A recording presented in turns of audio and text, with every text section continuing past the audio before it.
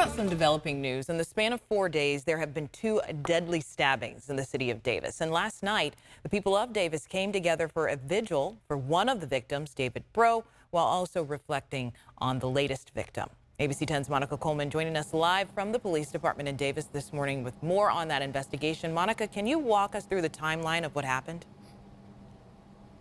Bria, investigators have been working around the clock to figure out how this has happened in the city of Davis. First on Thursday, David Breaux, a well-known community member, was stabbed to death on a bench that he frequents in the park.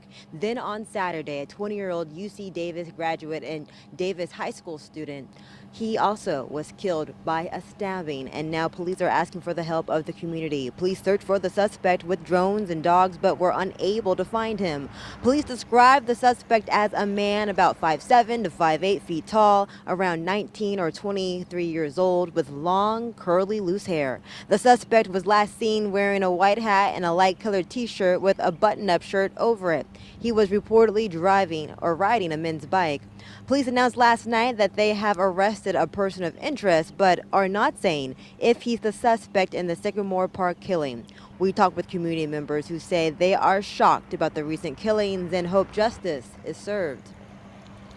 Feeling sad, that Davis is a great town, and we have to have this stuff happen and stuff like that. And I hope justice does get done, because it is sad.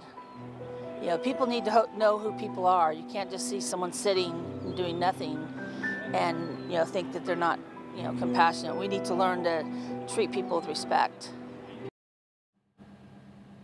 Although there are common factors between the two crimes, such as the brutal nature of the crimes and that the suspect likely used a knife, Davis police say there are no known connections between the victims. Officials are encouraging the public to be aware of their surroundings, but also to call Davis police if they know anything about these 2 killings or anything about a suspect. Back to you. Right, Monica, that first victim, David Breaux, a staple in the Davis community. I mean, you can just search his name and find plenty of people who've talked about their experiences with him, and I'm sure this is scary for the community not knowing if that person is in custody or not. Monica, thank you.